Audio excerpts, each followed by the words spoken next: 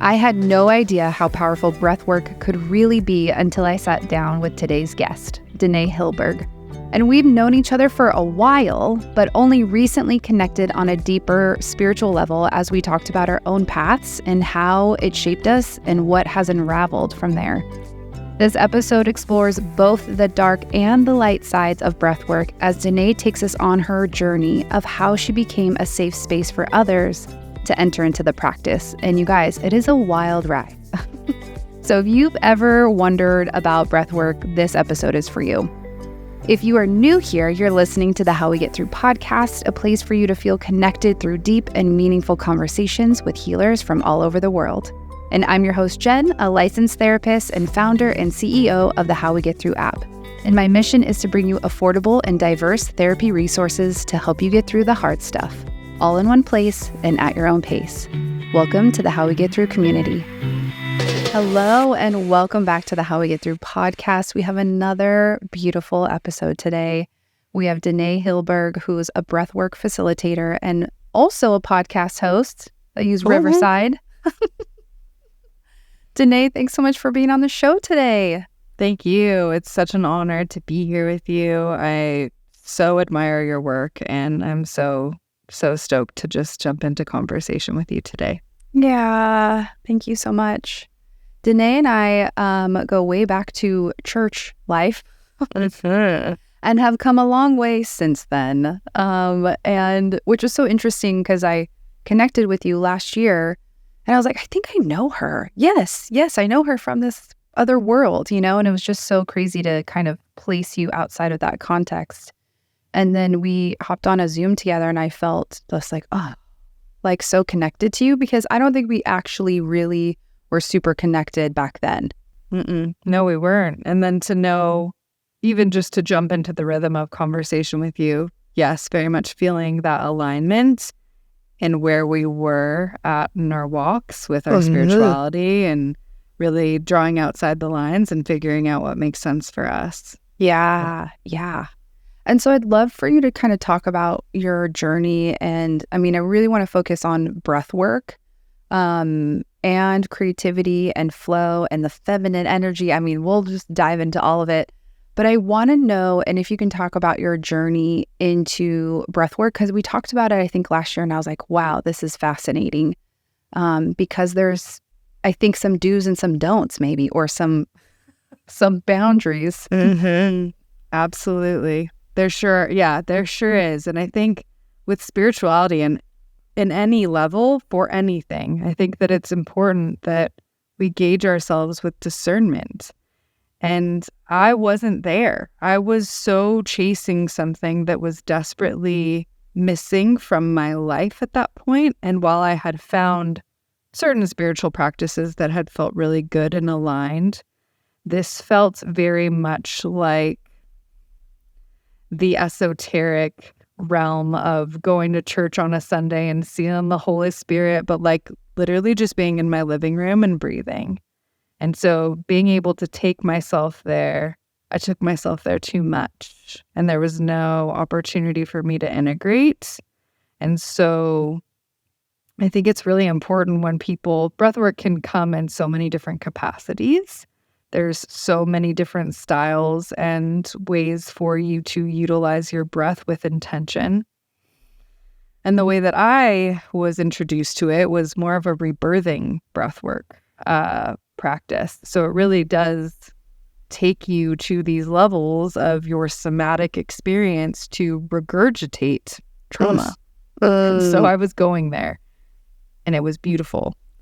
And also, it was really hard to come back down because I was chasing this thing rather than allowing my body to meet itself where it was.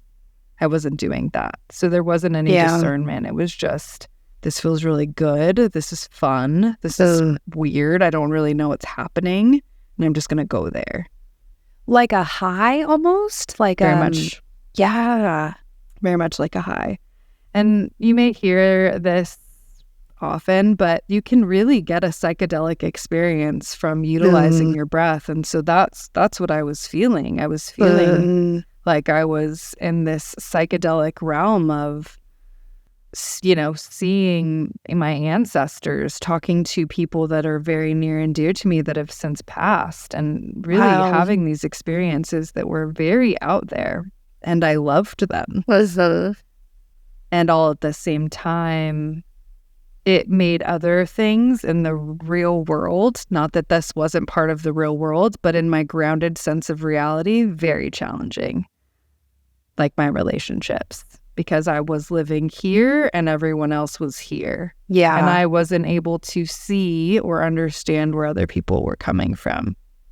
Is that like ego also present? Like there becomes this like, well, I have seen and I've expanded so far that it, and we need ego, right? It's not like ego is always bad, but I think sometimes in the spiritual world, I mean, you see that with cults and leaders, right? And even churches, but this like ego kind of expands because there's this connection. And at the same time, it is expansive. And so, yeah, I'm just like, did it feel like that? Like I have seen things that you have not? Not at the time. And then now stepping back and taking a look at actually what was taking place with the discernment that I have now, absolutely, yes. It was 1,000% the ego. Yeah. It's so interesting how that can, I think so often when we're in this realm of growth, we don't realize that the ego can very quickly come into play when it's not our desire for it to come into play, especially when we're leaning into these spiritual practices, when that's literally the antithesis of what we're intending to do. But right there, it was front and center, and absolutely, yeah. And so what did that practically look like in your relationships? Like just this disconnection, like I have to like get rid of all my friends or my partner? Like what was that for you? Yeah, I definitely felt very disconnected from most of my friends. I kind of removed myself from most of my relationships, wasn't really in conversation with people. And that's, again, just now the way that I think of spirituality. It's in deep relationship and it's like finding the flow and collaboration with other individuals, because that's the nitty-gritty. That's the hard stuff. And specifically with my partner, we had just moved from California to Oregon, and he just wanted his friend, and I was living up in the ethers, and he didn't know who I was anymore because I was literally taking shape. But I wasn't allowing myself to lean into the chrysalis that was forming around me. I was just trying to break open before it was actually time to break open. Yeah. And is that partly of where like that program or a person led you and then you kind of took it over, or how did you get there? Good question. Yeah. So a little bit of both. I think it was interesting, and I'm not going to name the person's name. This was done with like a program that I found. It wasn't who I got certified by, but their recommendation was to do it as many days in a row for as old as you are.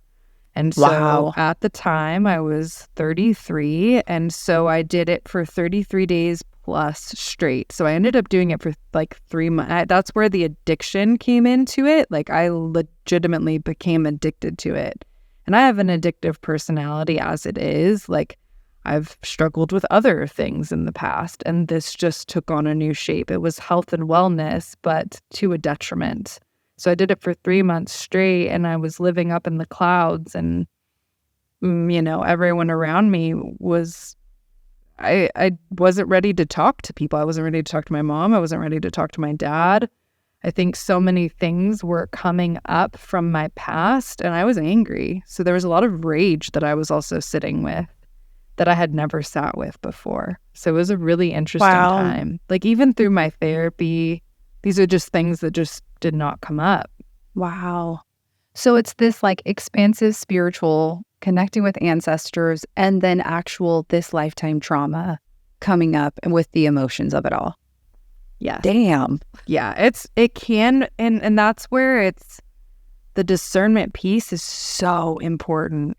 And knowing it's interesting. Like I'm so grateful that I had this experience because I could see so many people wanting this all the time. And yet there's a balance that needs to come into place with how we hold all things, because when you're just going there, you're not going to be able to communicate with those that you're in relationship, which really is the bread and butter to spirituality, in my opinion. Mm-hmm. Man, I love this conversation because I'm reflecting on my own spiritual journey, which was just last year. And I felt the same isolation piece. Like, no one understands what I'm going through, or only these select few people, and I can't talk to anybody about this. And it is weird. It's like, what is happening? And at the same time, feeling the need to cocoon, feeling the need to like, I don't know what is happening, but I need to like come back to myself or rebuild or restructure or whatever it is. And then be able to integrate back into life. But it did become a point of like, well, who are my friends? Like, who is my partner? What is happening here? You know? And I think that's that slippery slope that if we are, you know, and I'm like, I was just talking to another episode, but, you know, I'm like a smart, educated woman that's grounded and responsible and all the things. And it's like, still, when you get into spaces and when you start to, especially in the spiritual world, in any capacity, if you don't have that discernment or you don't come back to self in some way or other people, then it can be really, really dangerous. And I'm curious of what that was like for you. How did you come back to you? That's a great question. It was, it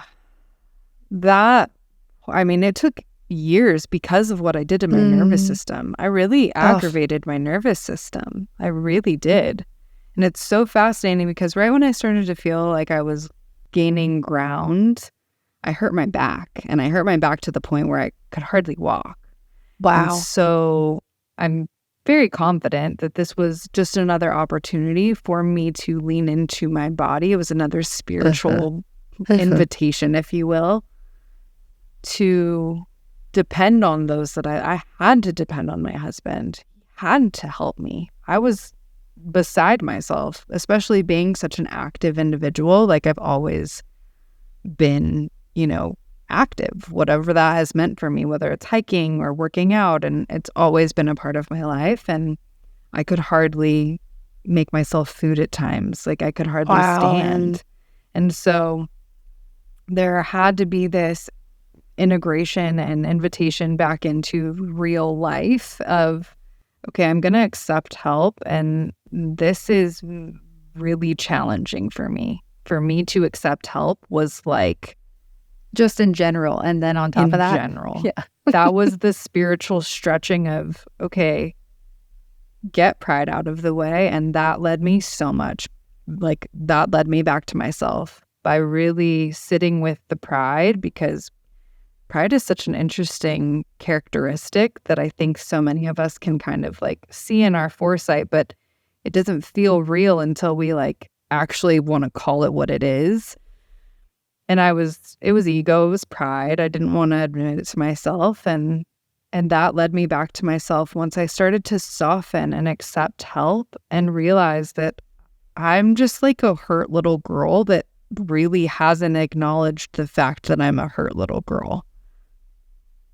I just had to be strong for so long. And so it's, right? It's just like the sitting with the child within and saying, it's okay. Like, you get to be seen and felt too.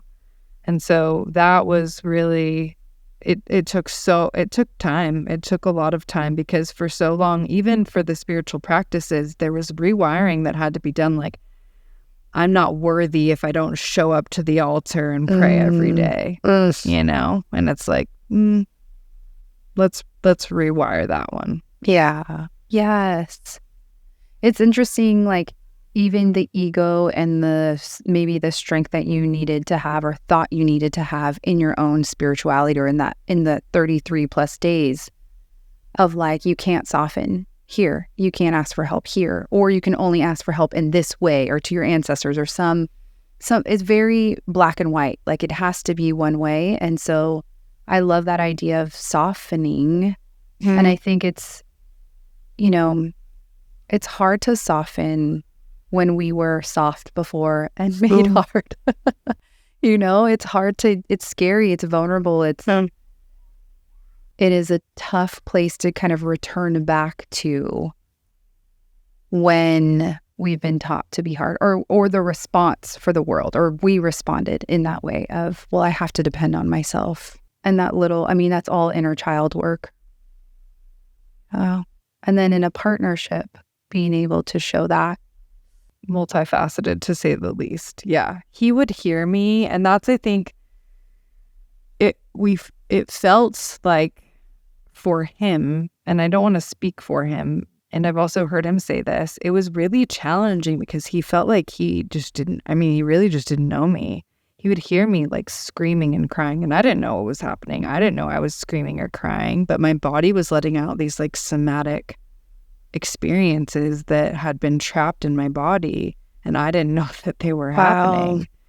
And so the invitation in these rebirthing sessions are really to let out these things that have felt trapped. So sometimes they come out as a giggle, or sometimes they come out as a scream. And so he would just hear me making these noises and would see me coming out just like kind of like glossy-eyed, and he was just like, I don't know this person. And we literally had to meet each other again. And so there was this whole reintroduction. I'm sure you've experienced that many times over because you've been in relationship with your partner for so long. That's what happens when you're in relationship for a long period of time. Yeah, I think there's something very natural about that re-meeting of like, okay, wait, who are you now? And who are you now? And who are we? And then what is this like next chapter we're kind of writing together? And it is hard, I think, when one person is like maybe deep diving into that and the other person isn't, or not in the same way. That again can feel really lonely and isolating, I think, on both parts. Yeah. So beautifully said, and right on the nose. I think it was very isolating for him and for me as well. I think at the time I really wanted to bring him with me, and I know that that's not the answer. Really, it's like if he's interested, then that's for him to find out for himself. He can ask questions and all of that, and I can share, absolutely. But part of that is trusting the other individual to make the best decision for themselves. Yeah. Which is hard. Yes. Yeah. And I think even him trusting you to that this is what you needed, right? And then how to support you in that, using his discernment too, of like, where's the line? And, oh man.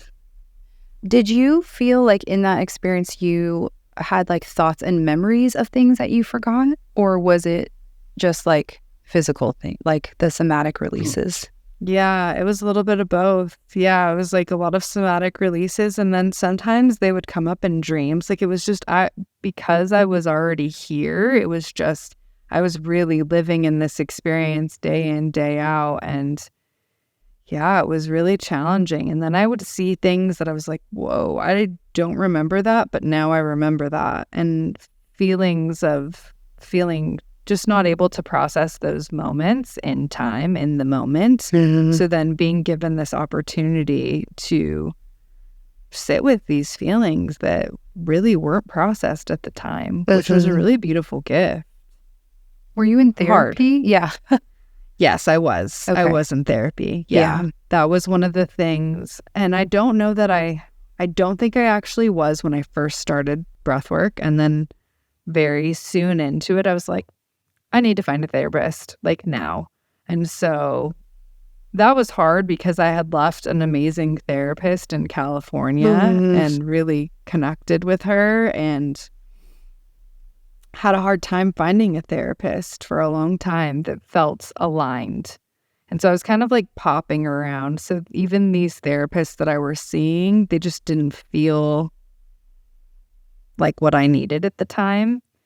And for so long, I would only see a female therapist. And at that time, I was like, I'm going to try to work with a male. And it was exactly what I needed. And he really helped me with so much of my masculine energy that I had a really hard time with for a long time, because I was living mostly in my masculine versus knowing what it even meant to live in the feminine or integrate the feminine. So he really helped me find like a healthy balance of my masculine energy and start to love it again, which was necessary for the journey that I was continuing to embark on. Yeah. My first therapist was a male as well. And then I've seen females after that, but I feel it was the same container. I was like, I'm never going to see a dude. And then I'm like, oh, let's see this dude and like see what happens. And there's something really healing, I think, in that masculine wounding. I'm curious of what living in your masculine looked like. Like, how did that shape your life? How did that look from your day to day? Yeah, I didn't stop from morning. Like from the time I woke up, it was working out. It was more like more yang energy. So like you think of yin and you think of yang, and it's like very yang, very fiery, not stopping. And it's so interesting now, having studied and worked with the breath for going on for 4 years. I was in full recognition. Now I'm in full recognition that then I wasn't breathing in my belly. I was only breathing from this shallow place. So I was literally fitting as much as I could in a day and not allowing my body to feel what feels good for me. Like there was no questioning. It was like, how can I legitimately achieve everything that I need to achieve and more? How can I was almost overextending myself with that inside as the goal, which now I look at that and my hope and my dream is to feel fulfilled, and it doesn't feel fulfilling when my cup is empty. And that's what I was doing. I was emptying my cup day in, day out, and I was depleted. Yeah, I resonate with that all last year, especially just the action towards something and being relentless on it. And then almost similar to your journey of like you going balls to the wall for 33 plus days, it's like boom, boom, boom, boom. And then your back hurts. And then the softening has to come, the feminine energy, the receiving has to come. Yes. Right. And that forcing that piece or allowing that energy to come forward, which I think is really powerful. And my body also does a similar thing. Just my body will be like, girl, it's happening. So what are you going to do? Like, let's slow down a little bit. And what's interesting, I haven't had, and I don't know if this is just burnout or not, but I haven't had the need to go again. I haven't had the need to overperform. I haven't had the need to like produce more. I'm like sitting and waiting. And sometimes that feels gross. Sometimes that feels like, oh my God, really? And then sometimes I feel like, what if I'm just open to the opportunities that come my way? I mean, I have to be in places for that. But what if I could just invite in instead of trying to make happen? Yes, 1,000% that. It's so incredible what we can witness for ourselves when we create more spaciousness to let magic just come in. And when we listen, I think like in stillness, we can actually hear what's being said. And it's funny because I resonate exactly with what you just said. And also a couple weeks ago, I was feeling this push, but more in the realm of, okay, now I'm pregnant and I'm taking all these classes and like, this is fun, but I'm also like, I want to take this certification. And so it was more like the behind the scene things of getting things ready for baby. And my body was like, girl, you need to chill. And so it was coming from this very different place, but it was felt and recognized. And so this week I was like, all right, I'm going to chill. Yeah. And recognizing that there's still things that are coming in as I chill. And it's like, okay. Yes. Yeah. And do you think, if you're going to reflect on that, does that feel like from a fear perspective of like, I'm not going to have time when this baby comes, or there's a literal time bomb here, a ticking time machine? Yes. Yeah. Yeah, 1,000%. And I think that was hard to admit for myself and to myself in the very beginning. And there was moments that, yes, the joy was there 1,000%. And also there was just an acknowledgement of grief that this is a transition. Yeah. And it's a long one and a short one. Yeah. Yeah. I can't believe that I'm almost 5 months. It's like, yeah. Where did the time go? And, my husband and I have been together for 13 years. We've been married for almost 9, and we've waited. We didn't know for a long time if that's something that we wanted to do, because we had other things in mind that we wanted to dream and create. And knowing that this baby is going to just be in the mix of it, and realizing that, it'll come with its own challenges with bringing a child into the mix. We still don't want to lose sight of those hopes and dreams, but we know it's going to be challenging. Yeah. And just accepting that. Yeah. I think maybe just allowing it to shift. I had Morgan, she's an amazing therapist, on the podcast. She was our first episode, but she talked about this like pie chart and like allowing the pieces to kind of shift as time goes on. Like some are going to be bigger, some are going to be smaller, and that openness, that flexibility. And there will be times where you're like, no, this is a hard line here. We are going to do this, right? And then there's going to be times where you can be kind of that openness, that open flexibility. And that might be, I don't know if that's feminine energy or not. I don't know if that's the like allowing it to happen versus making something happen. And I think that's a hard line in motherhood, and it's a hard line in business, and it's a hard line in working as a woman. It's confusing to be both or just one, because I think the world wants just one. We are in a masculine world.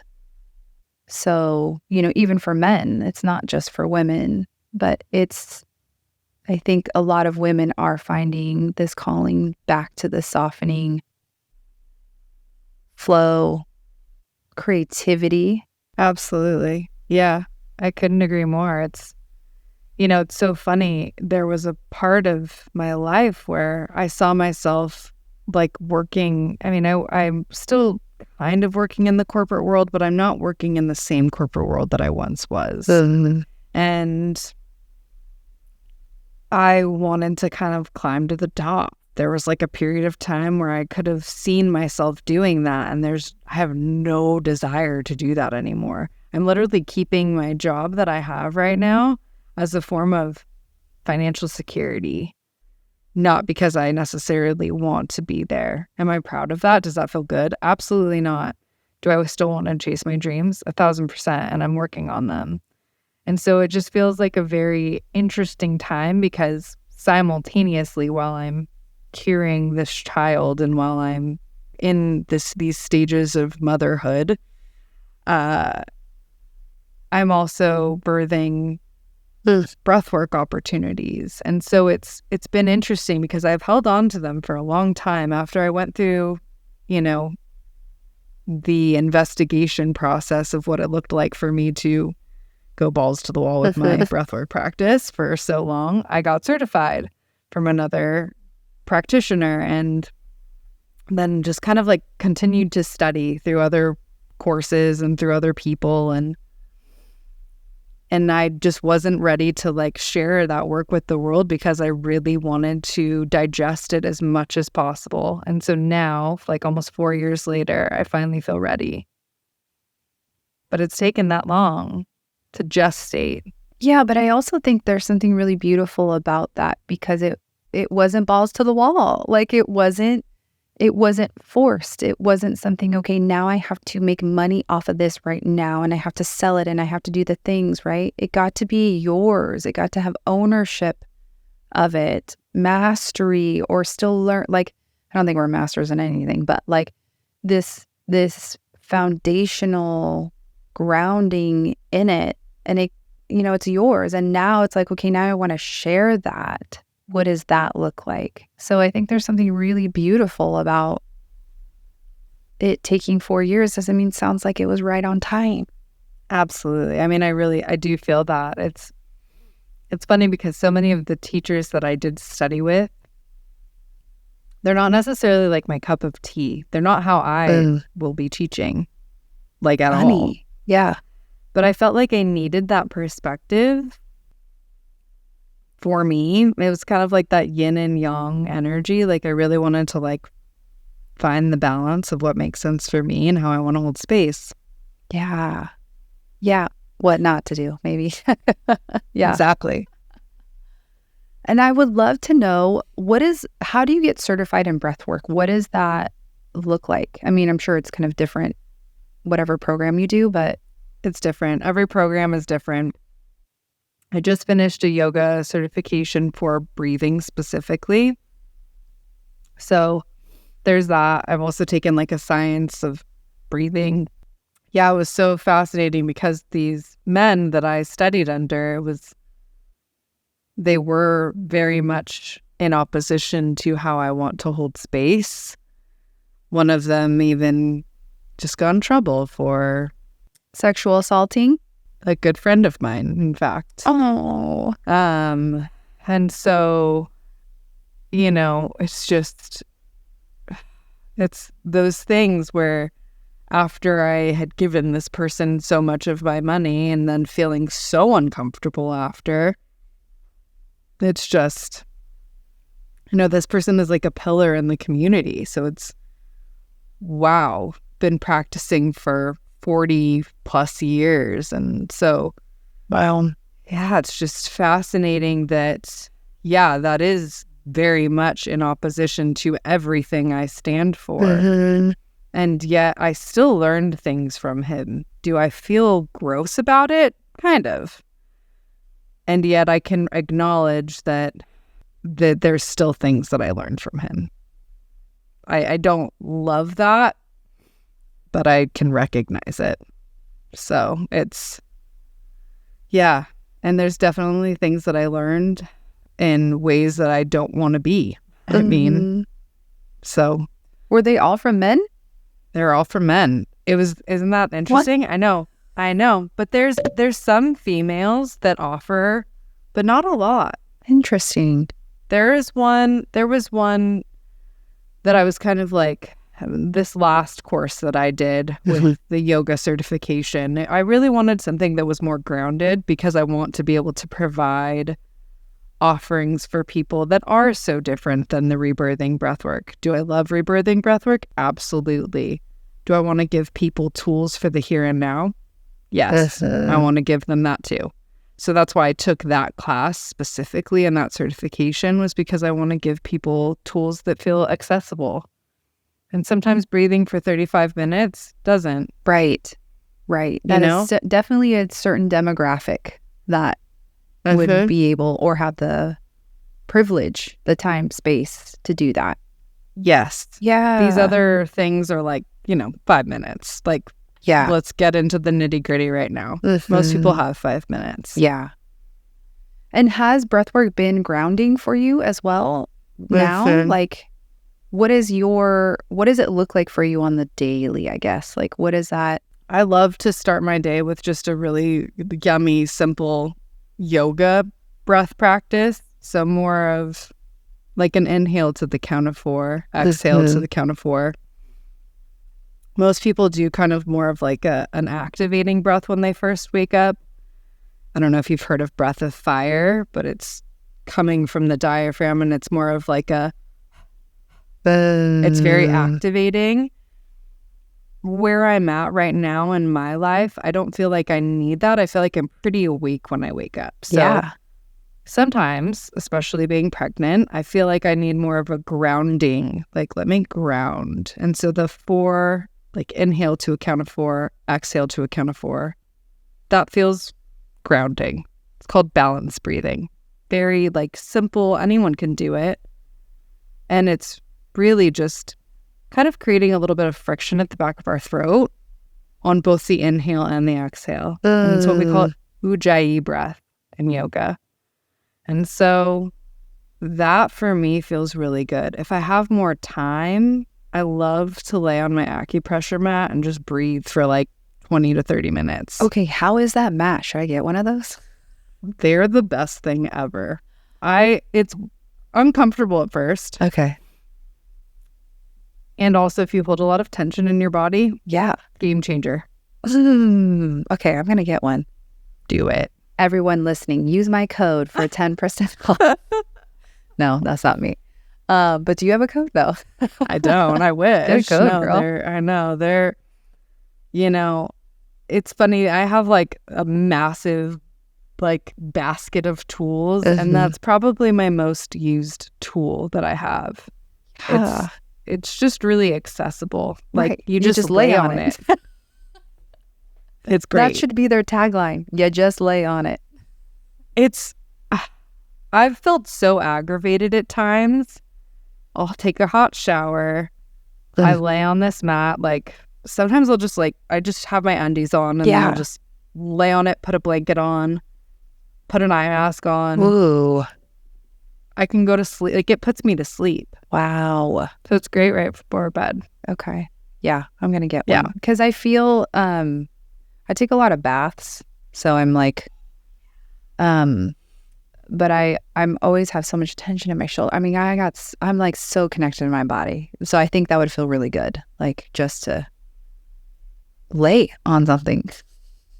Yeah. If you carry a lot of tension, then I think it would be great for you, because I too carry quite a bit of tension. And we can talk more about this offline, but it's fascinating, the unwinding that's been done in my own body. I used to live like this, and I no longer live like that anymore. And it's a process. Like you've connected. You're like, oh, I have legs and feet. Yeah. Yeah. Yeah. Just the recognition of I can feel safe in my body. A lot of it is that. For so long, I didn't feel safe. Like I felt like someone was going to get me. And I think that does go back to my ancestors. I did see things when I was practicing breath work of these people that I didn't know, but that felt familiar, but that have gone through hard things. And so, yeah, very much that fight or flight response. And my body was carrying that for a long time. Yeah. The intergenerational trauma. All that. Yeah. Yep. And how in breath work has helped you with that? Or do you think that was from, I would call it balls to the wall? Should we call it something different? I kind of love balls to the wall. I'm not going to lie. It's like, just went hard in the paint. Yeah. I mean, it's I think that while it wasn't done with discernment at the time, I know that it was such a great gift for me. And I do know that it supported me, even though it took a long time to integrate after the fact. Okay, so let's chat a little bit about breathwork and creativity. Like, I mean, you are literally creating life, so let's mention that. But how has that helped you unlock creation? Like, how has that helped you, I don't know, expand, open? I think it's important to note that at the same time, while I was doing my balls to the wall breathwork practice, I was also doing the Artist's Way. And I don't know if you've heard of the Artist's Way. I have. Life-changing. Everyone I know that's done it has had very similar experiences. What Enneagram number are you? Do you know? I was a 3, and now I'm like a 3-4. I kind of like... Because I feel like a 4 would love that book. I mean, I think my shadow is a 3, and I think, and I think like naturally I'm a 4. Like that's like my innate Enneagram. And so it's interesting because when I took it, when I started it, I was probably a 3. And so it unlocked these codes for me amidst also, joining both breathwork and the artist way. Totally revolutionized my life. Wow. And I realized how when I was a little girl, that's all I wanted to be. I wanted to be an artist, whatever that meant. I just was always playing outside. I was really just loving life, and I loved to write. And so part of the artist way is you write 3 pages freehand, not really thinking about it. Right when you wake up, you journal. And so since I've moved to Portland, I've probably filled like 10 journals, maybe more. Oh my gosh. Probably more. I have a lot of journals that I've just filled to the brim since I've been up here. And it's allowed me this freedom to just see the world in a different way, but the way that I've always seen it, but like to get out of my own way to actually allow myself to see it that way and to not second guess myself, to trust myself. Wow, what a gift. That like coming back to self, like a true self. Yes. Wow. The whole goal and intent is really to find a spiritual practice that's grounded in creativity. That's the book goal or your goal? Yeah, that's like, yes. And it's both. It's like, that's what I feel so many people have got out of the book. Where it's funny, I have a good friend. He's now my friend, but he was once a student at the church that we used to attend, and we were youth group leaders, and we're still very close. My husband was his youth group leader, and we're still very close with him. And he just finished The Artist's Way, and we were talking on the phone, and he was like, it's me. Like, I read it, and it's just like truth. Like, this is all that I've never known I could. Like, why didn't I know that I could believe this? Like, I knew that I believed it, but I didn't know that I could. And so it's just this like entrusting and this invitation to see things maybe in the way that you always have, but to trust yourself and to believe that other people believe this too. Other people think this too. And so you get to see this like mirror image of yourself and others by doing this work. And, it's a 12-week course. It's kind of like taking a class, and it's just lovely. Wow. It sounds like it just brings you back to like the childlike experience or the childlike wonder and the eyes of a child. Yes. Yeah. And that's what I went to school for. I'm a child development major. So it just brought the child within me alive. She encourages you to do all these kinds of things. And I don't want to like share all the secrets, but one of my favorite things was, if you don't like the clothes you have in your closet, get rid of them and go buy new clothes. Like go buy new clothes. And so I went from buying clothes that just didn't feel aligned, like more like corporate clothes. Very corporate. Yes. I look back at these pictures of myself and I was like, whoa, blazer. Yeah. What's going on there? And then now it's just like head wraps and like bell bottoms and let's go. Yeah, flowy.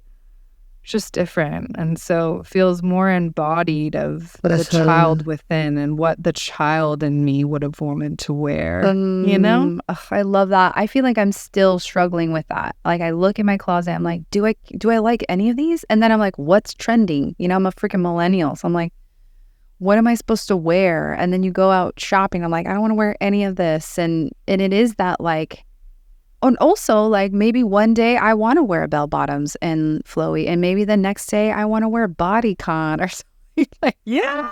But like whatever it is, and again, that it is such a part of identity. It is as part of embodying, like you said, in feeling good and feeling aligned and feeling comfortable and feeling confident.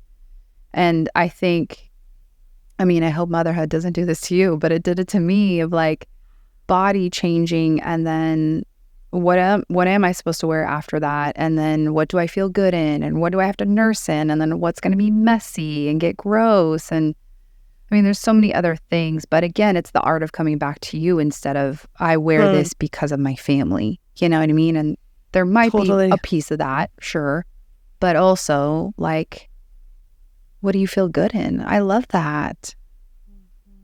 Yeah, it's like this reclaiming piece, you know? And I feel like that's been such a big word for me the past couple of years is like reclamation. And what does that look like for me to reclaim my spirit because I've given it away for so long, you know?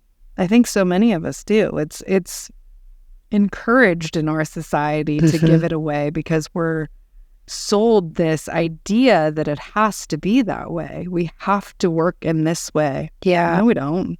We don't have to do anything we don't want to do. There's things that I think would help us to feel safe. Absolutely. So like creating the safety and also making it make sense for us because all of us are going to do things differently. Yeah. We're not meant to do things the same. I can only speak from my own experience because I only know what makes sense for me. And honoring that. And I mean, obviously I do therapy. And so it is very uniquely led. It's like, well, I think this, but like, what is happening with you? But I'm just going back to your experience with the men leaders in the spiritual community, in how and even in church, how there isn't this idea of safety. It's actually not about you feeling safe. It's about you feeling uncomfortable. It's about pushing you to the edge and then going farther. And then you've reached spirituality and then you've reached a higher self, right? It's like, yeah. And I think the part of that, like the concept of like, yes, you can't be like stuck in your safety, you know, of like, and maybe that's not safety. Maybe that's just like cocooning or hardening, right? There's things to push through and push past, but never at the cost of your discernment or your safety. Yeah. Especially for women. Especially for women.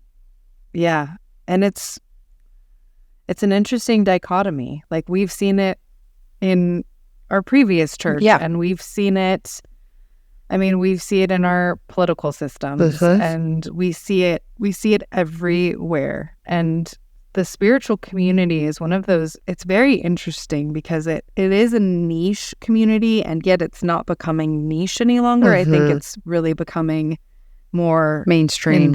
Mainstream. People are tapping into what health and wellness means for them, which often can lead towards finding spiritual practices that make sense for them.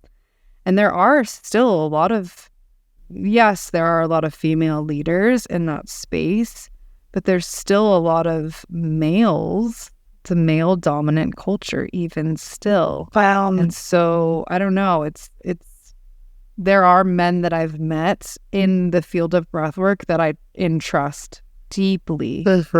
And then there's other men where there's this alarm that goes up and it's interesting because a couple of the men that I've gotten my certifications from, those alarms went up. One of them I totally trusted because I had a friend that went to him and she's like, he's amazing. But then this is that exchange that happened where that trust was totally thrown out the window and, you know, he took advantage of the situation. Yeah. And so just another example of how even in the spiritual community, these things can happen. We hear about it at churches all the time. All the time. Yeah, and I'm wondering, like, I feel like spirituality is getting a little bit more mainstream because a lot of people are deconstructing from churches and moving away from this, like, structure. And it's also kind of important to ask yourself, like, well, what are you looking for?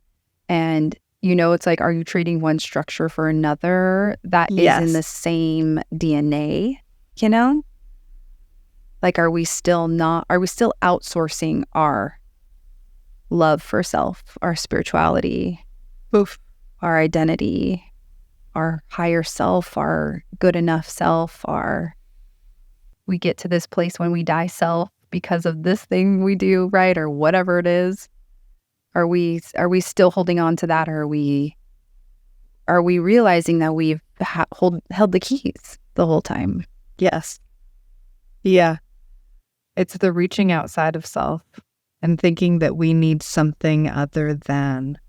And it's so fascinating to me because I'm still a big fan of Jesus. Like, I love Jesus, you know, like, and Jesus wasn't a Christian. Christianity wasn't even invented when he was doing the work he was doing. He was all in the practice of kenosis, which is self-emptying love. And so coming back to that for me and coming back to the mystic work of what Jesus practiced helped me also find ground in, okay, it wasn't all in vain. Like, it wasn't, yes, the dogma does not make sense for you. And also there was truth there too. It just got manipulated through power. Yeah. Which is hard. There was deep grief there because, you know, I don't love what's happened to the church because I believe we're still called to be the church, just not in those same ways that I think we've seen the church be. Yeah. Yeah. I think that craving for community and being in circles is like so sad. You know, it's like that was a really beautiful thing that I think that church did, our church did. And, you know, how can we, again, find those circles without creating a hierarchy of better than or leader or, you know, and I think that's the feminine energy is, and that I've heard a lot too, is like, you know, like a patriarchal society versus matriarchal. Like people think, okay, then the women are going to be on top, but actually there's the equality in the matriarchal space. It's not a higher, because it's different, right? And so that is, I think, how do we kind of even this playing field? But I think that's going to have to come from us, like slowly stop outsourcing. Yep. And I think that's hard though when you're in pain. It's hard when you're hurting. It's hard when you feel confused. It's hard when you feel like there's something missing. You know, and ironically, those are like the pieces that cult leaders keep going back. Yes, yeah. But it is that invitation in of like, we can have guides help heal, but ultimately you decide that. Yes, and you do that. I mean, you've worked with therapists before. It's the same thing, and you are a therapist. I mean, yesterday I saw my therapist and, you know, we were talking about communication and he was giving suggestions, which I gladly accepted. And also some of those things they don't align with how I want to communicate. And so we talked about that. We're kind of bantering about, well, I don't really like the way that feels. So he was like, you don't need to use that. Like, but use the parameter, like use like that will help you, but like, go where you need to go in those spaces, but like hold that sense of understanding that like the communication doesn't always need to be like a question. Like it can also be like a statement because you have to acknowledge how you feel. So it's just, I love that. Yeah. So it's funny how we so often will just, it's the patriarchal hierarchy that we still will do in our own communities without realizing it. We give our power away to people all the time, whether we're putting someone up on a pedestal or, you know, taking ourselves off this altar of acknowledgement that like it's always going to have to come back to us. Like we have to sit with ourselves in the shadows that we see within ourselves. And if we don't, I think that's the thing within Christianity that was so hard for me to actually sit with after is it's like, give it to Jesus, give it to Jesus. Yeah. And it's like, okay, well then what? What about, then what? You know? Yeah. That's still a hierarchy. You're still putting someone up on a pedestal. And yes, while I'm in full belief of there being beautiful practices there that I've learned so much from. That's not even what Jesus wanted. So it's just, yeah, it's not what it's about. Yeah. And having to untie all of that and rewire that. So messy. Yeah. I mean, it's just even outside the church is just, all the other structures in that. But yeah, that gets really hard. Is there like one breath work that you would suggest that people could do to kind of connect back to self or connect to discernment? I don't know if that's a hard question, but no, it's not. It's I feel like it's a good question. I think one, just taking the time to be intentional with our breath. It's vital. Like, breath is life. We don't have life without our breath. And something that I think is so fascinating is in Hebrew, the breath is pneuma, and that the same word for pneuma is used for spirit. So breath and spirit are the same word in Hebrew. And so really just connecting with your breath and intending that you are going to find yourself while accessing your breath is so important. But I think closing your eyes really helps, and investigating what you're feeling and staying curious. One of my favorite courses that I've taken was really encouraging us to play with the breath. Like, find what feels good for you. What feels good for me, what grounds me and helps me come back to self may not be the same practice that feels good for you. But I think really allowing ourselves to feel it and be with it, that's the important thing. So closing our eyes really does help kind of just like lean into the body and shut off the mind, which isn't always the easiest thing to do. But if we at least carve out some time of intention, that at least gives us some spaciousness to go there and at least invite what comes to come. Yeah. Again, like, there's no one, here, try this one breath. Yes. And you will, Totally. which we all want, and it won't get us to where we need to go. No, I think, even for me, like, I've been practicing for so long, there's certain days where even like a 4-4 breath isn't feeling good. A balanced breath, I don't want it. I need to lay down on my back for 30 minutes and close my eyes and just breathe. Not have any rhythm, not have any pattern, just acknowledge and feel what my breath feels like. Because, I'm breathing from my chest and this feels a little shallow. Okay, what does it look like for me to try to move my breath into my belly a little bit and slow this down? So really, again, just staying curious and feeling our bodies and acknowledging what comes up as we actually let our bodies feel. Yeah. So just the invitation inward and taking time for that. Yes. Yeah. Yes, that. Yeah. And I have not done that at all this week. I have been on TikTok, on Instagram. I haven't been like doing a lot. I'm just like, I read a lot of fantasy smut. I'm ended a series. I'm waiting for a new book.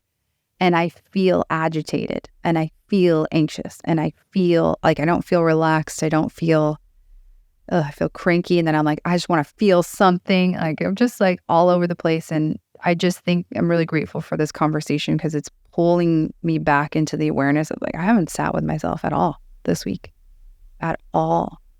And I am distracting myself from being with myself. That was me all last week. Yeah. I did that all last week. And my body was finally, Sunday, no more. Sit your ass down. Get on that mat. Yep, pretty much. And it's funny because I had even done that, but I was watching TV when I was doing it. I wasn't like, you know what I mean? It was that distraction. I was like, how can I look outside myself? Because I don't want to see in right now because I know. There's also like this subconscious sense of knowing. I know that what I'm going to sit with right now isn't going to feel good and I don't want to go there. Yes. Exactly. Ugh. Okay, so I'm going to do that today. I got to get that mat. Danae, can you tell people all about your podcast and where are you doing breathwork locally?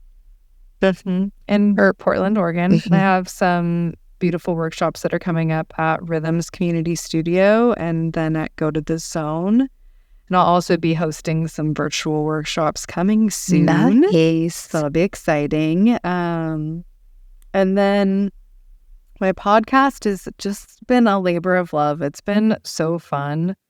We kind of started around the same time, which I love. I think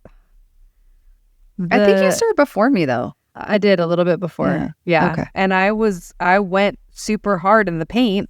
It was like this, and I felt the call to do that. Yeah. I really did at the time. And then felt this pulling back where spirit was like, slow down. You don't need to have all these conversations right now. They're going to come when they come, and that's it.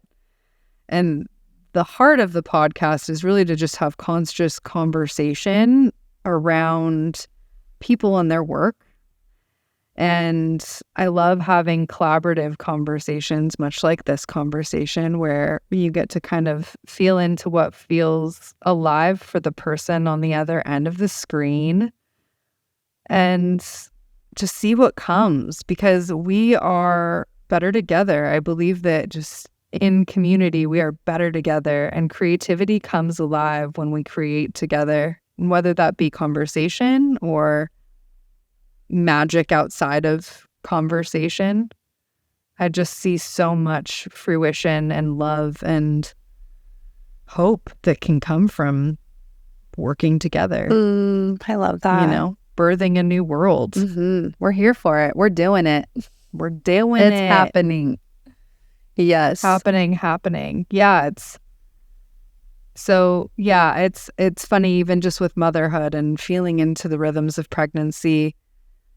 I was creating podcasts weekly and it just doesn't feel right for now. So I've changed to bi-weekly because that feels more aligned. And so that was really hard for me. That was really crunchy to make that decision. But I need extra space right now. And so that's what I'm inviting for myself, because that's what's being asked. Yeah. And I think we're allowed to, again, like contract and expand and honor those spaces, and because it will always be there, right? And that's the thing we have to settle with, like it will always be there. Yeah. Danae, thank you so much for being on. I'm just like, let's talk slower, lower, connected. I love it. I just feel like I just start talking to you. I'm like, yeah, I'm here. Like, you're just so grounding. And just like a beautiful spirit, a beautiful person. I mean, it's clear that you've done a lot of work and a lot of excavating as well. And again, you just create really beautiful spaces for other people. So check out Danae's podcast, please. It's wonderful. It's so beautiful. Even all your clips on Instagram, I'm like, oh man, that's good. Like, it is good. And then we'll put all of that in the show notes as well, so people can find you there. But thank you so much for coming on. Thank you. Thank you for doing what you do.